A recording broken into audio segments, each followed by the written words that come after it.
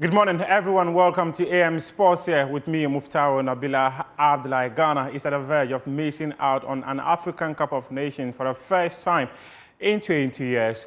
The senior national team lost 2-0 to Sudan on March day 4 of the ongoing qualifying series.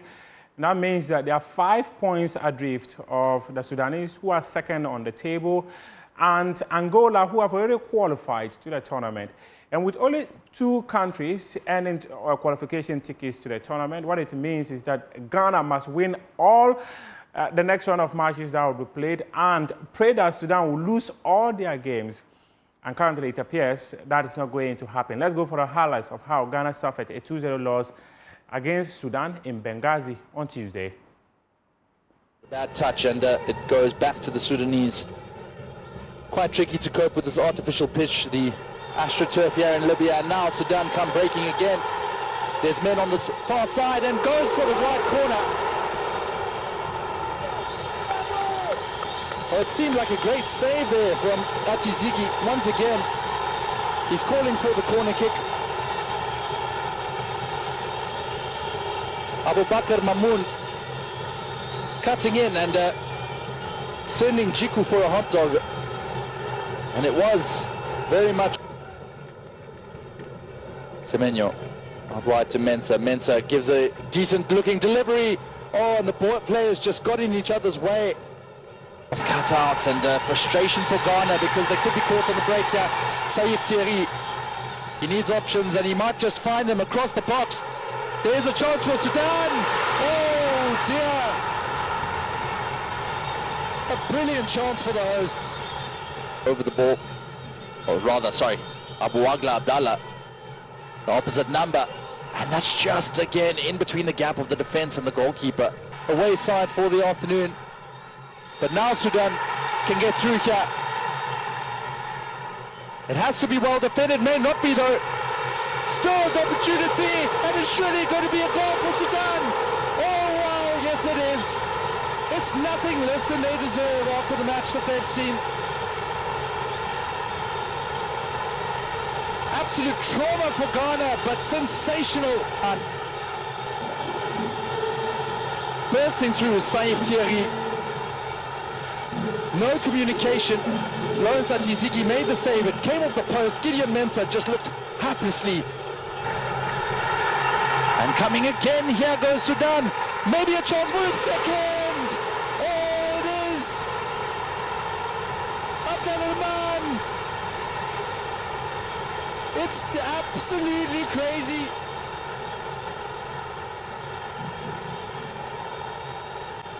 The defense is completely destroyed because it is just glorious. Look at that ball from the left back position.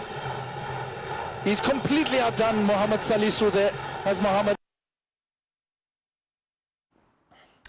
This was how Ghana suffered a 2-0 loss and currently at the verge of not making it to the African Cup of Nations in Morocco next year. Let's go on the phone and speak to former Vice President and Management Committee member of the Black Stars, Mr. George Afriyie. Mr. George Afriyie, how did we get here? Good morning. When you say management committee member, I'm not a member of the current management I said committee. former. So say former. Okay. All right. You are a former. Well, anyway, I think that good morning to your cherished listeners. I think that in this particular game, I mean, I watched the 2 games on TV, the one here in Accra and then the one in Benghazi. But judging from what I saw and the sequence that I've followed, it clearly tells me that lack of proper planning caused this particular defeat. And then in the game against Sudan. How? You see, we were aware of the difficult nature of qualifying from the group because our first 2 games didn't go that well. Having lost to Angola at home, and then we drew with Niger on a neutral ground. Definitely, we should have planned properly, and I'm going to explain. I have been fortunate to follow the Black Stars where we have the likes of Mr. Fred Papo as chairman of the Black Stars Management Committee. Somewhere around 2007, thereabout, just after the 2006 World Cup, I traveled with the Black Stars to play 2 international friendlies, one in Tokyo and one in Seoul. I was a member of the team that traveled as an executive committee member of the AFA then. And I witnessed something. We were going to play these 2 matches within the space of 3 days. So the first match was going to be in Yokohama on a Sunday, and then the game against Korea was going to be on a Tuesday. So how did Coach Claude Roy then plan with the management team? Immediately after the game against the Japanese, we flew to Seoul. When we got to Seoul, Coach Claude Roy made sure that the team did recovery of the previous game at the team hotel.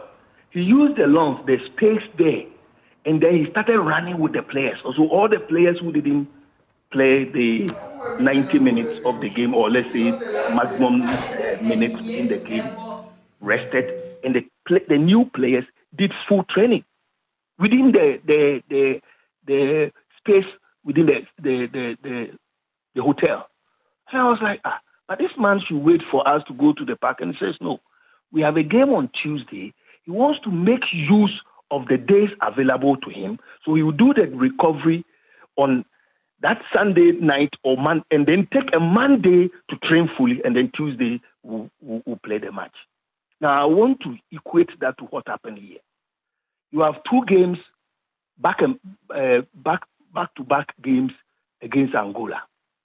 You have been armed with a very fortunate information that the Sudanese played their matches on an AstroTurf. Unfortunately for our team, most of our players played in the top European league where they play on a green grass field. So what do? Immediately after the game here in Ghana, we should have traveled to Benghazi at least the next day morning, because it was a chartered flight. Get to Benghazi and then do your recovery on an AstroTurf field that next day, which was Friday. Then you have a whole day of Saturday also to train. Have the whole day of a Sunday to train.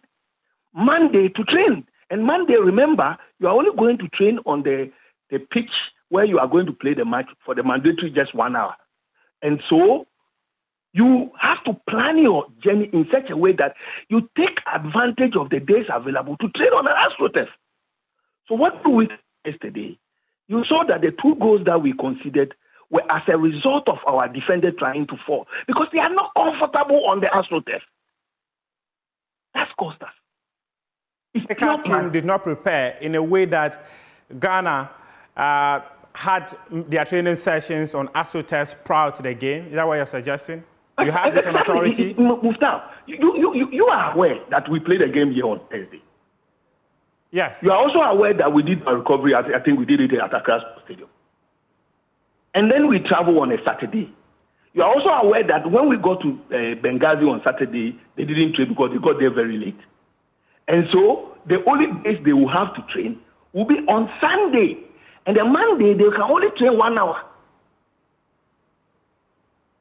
Which is the mandatory training session. Which is the mandatory training on the pitch where you are going to play. So for me, from where I sit, this was lack of proper planning. So if it's lack of proper planning, you're already aware that these first 2 matches didn't go that well. And so therefore, you need to make sure that the subsequent matches, you plan properly. As far as I'm concerned, I've been part of the Black Star Management Committee. I've chaired the Black Star Management Committee.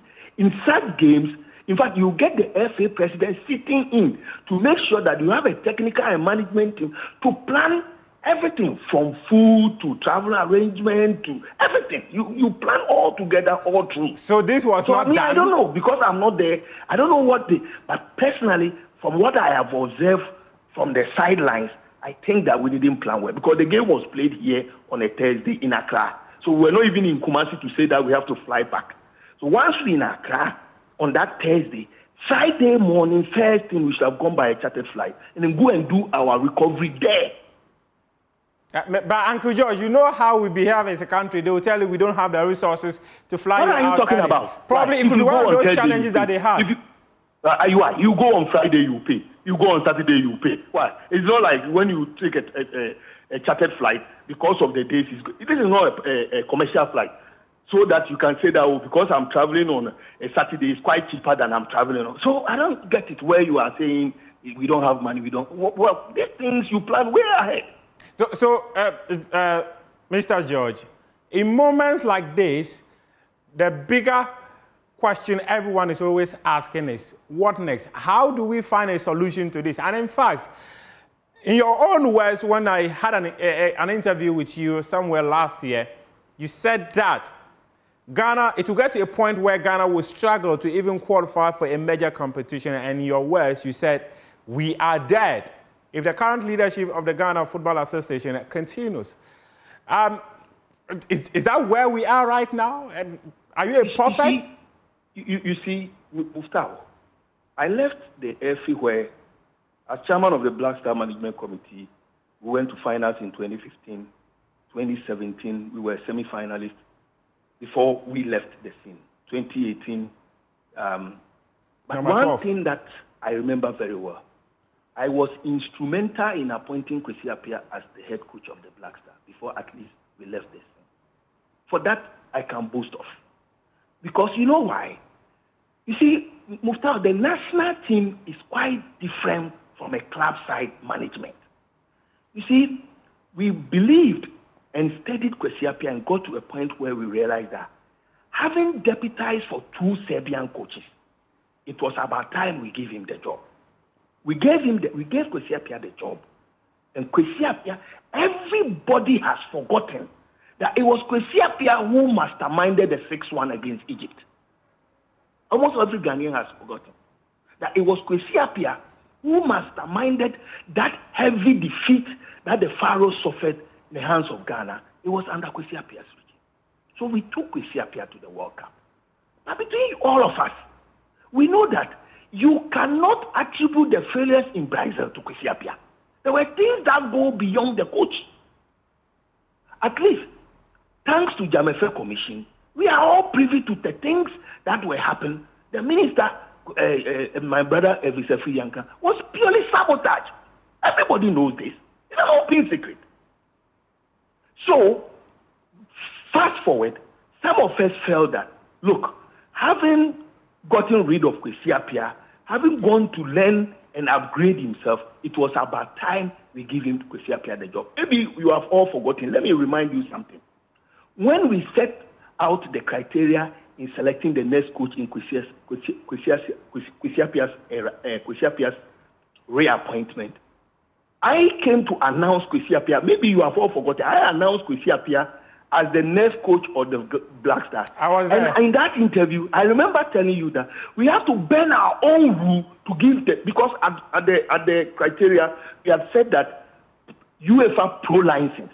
Kwesi Appiah didn't have UEFA Pro license. But we felt that Kwesi Appiah is so qualified to lead the Black Stars. And we gave him the job again. What happened? Kate came in and said that Kwesi Appiah, he cannot work with Kwesi Appiah, and that the kind of Black Stars he wants to build, Kwesi Appiah doesn't qualify. In fact, I can tell you on authority that the president of the land, His Excellency Nana Addo Dankwa, even tried to persuade the leadership of the FA to say that, please, maintain this man for me. They didn't listen. And as president, he can only suggest, he can detect when it comes to football matters. So he let go, and you appointed his assistant. When you appointed his assistant, you didn't give the man the free hand to operate. CK was not given the free hand to operate. We are all aware. So Mr. George, the question I'm asking is, right, what is the solution? Having been there, how do we solve this problem? Because in the last 4 years, yes. First of all, looking at qualification is almost mathematically impossible. Yes. That's number one. For me, I'm not one of those who will say we have to sack Otto. We are not sacking Otto. We have to keep faith with him and make sure that he continues the process he has started. Because it will, because remember we still have the World Cup qualifying where he is still the coach. Yes. So we have to still give him the needed support. But for going for this current AFCON, let's accept that we are out and allow Otto to take his decision and learn on the job. And for me, I think that we should allow him to learn on the job and then we move forward. That's all I can say. Uncle George, you know, many Ghanaians, so this is the solution to the problem because we've been to two AFCONs. You want me to say that you should sack coach? No, I'm not for it. Solutions, proper solutions as to how players are called up and all that. That one I leave that to the coach because at least now you see, Muftar, let me tell you something. There are so many unanswered questions as to why we failed to win here and to also beat Sudan. And those questions, you, the media, must ask. You see, what are those questions? The way players pulled out prior to this match is questionable. As to today, me, I'm not convinced the kind of excuses being given as why Partey couldn't come, as why Joseph Pencil couldn't come, and another player from US, this pista couldn't come, Osman Bukhari couldn't come. I'm not convinced. Some of the excuses being given, they just want you to take it and accept it. I'm also not convinced under what circumstances where we have a black star structure where who is the captain, the next in line, it's already structured as to how, I mean it, in such a crucial manner, the captain was given to Kudus and all those things. I mean, there are so many things we are not there, so it's difficult for me to say. But once we have answers to those things, it will be now easier for me to provide a solution to the problem. But for me, going forward, it's too early for anybody to say that we should just, no. I support, let's maintain him. Let's Otto learn on the job. And then the small mistakes, we correct them, and then we'll move forward. But AFCON 2025 in Morocco, let's kick it out. We are out completely. But Mr. George, in 30 seconds for me, right?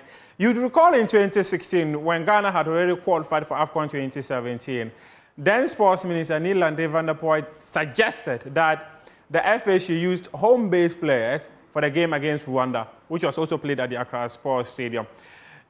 This conversation has come up. If Ghana is not going to AFCON 2025, why not use home-based players and let them use these matches as preparatory for the CHAN tournament, which is going to happen in Kenya, Uganda, and Tanzania next year? Where do you sit in this conversation? No, I don't subscribe to that. Okay. It's very simple. You still have World Cup qualifying matches ahead of you. And you need these matches to prepare for the players to bond and also to focus for those World Cup matches. So I don't subscribe to that. Okay. For me, I'm not for that. Okay. Mr. George Afriyie, thank you very much. I appreciate your time this morning. Thank you, Muftar. Thank you. George Afriyie is former Vice President of the Ghana Football Association. He was also a management committee chairman of the senior national team between 2015 and 2018. Now, let's wrap up with the fans who have been reacting to the performance of the Black Stars following that 2-0 loss against Sudan. Yeah, there's no spirit in the team. You see, there is something like a soul of a nation are the homegrown players. Now, there's no soul in the whole team if you look at the team, because it seems the foreign players are more than the homegrown players. And these players, if you look at them on the pitch, they have no motivation to play football. You see, moreover to our coach, I don't think the coach will help us, because this is not the standard of coach that need to coach a team like Ghana Black Star. We are known in Africa as a football nation, but look at what is happening to Ghana today. There's no love out there. The players are not committed, and everything is just going the way it wants. So what's the name? The GFA president, Keto Kreku. I think the GFA president, I think the whole GFA secretariat, they need to sit up, because what is happening is not good. It's not good at all. If Ghana footballing nation can employ a trainer scout, to come and coach a national team, a big team like Ghana Black Star, Charlie, is very awful. They need to do something. Yeah. Kwesi Appiah, onye that good, onye that excellent, but rather than we're exposing him and say we're a kindergarten coach. He's not supposed to even be under 17 coach of Black Stars. We are a winning country. Yeah, we have history. We've won many trophies. You don't go for a substandard coach like Otuado. Look at him. Who 20 formation boy? Huntimi, who shall born now? I say a circle 11 and a slam down 11. The guy should resign. The whole Black Stars should be dissolved. The question is, he wants us to go to AFCON. Etia football na kese di kan kadara. Yenya new A. Ese dissolve your football no. The playing body, Ediban management so. Ni nyina esi egunu. Nyami ene etua Black Star kano. Because problem ho ese solve yen tackle problem no.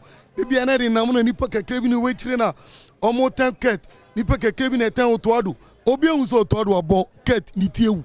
Omo nyina skedi enti no mo. Nyami na etua mo kana decline na ye decline no. Ye decline wie ye. Ye bebo from class in say. Say right thing na nya ye bebo from class in say. I don't know the GF no on what about the papa bear pan or more add up to Ghana football. Your league here, just player back up in the local league no account. What's the use of the league? What's the use of the FA? Maybe I'm cano I was expecting 4 goals.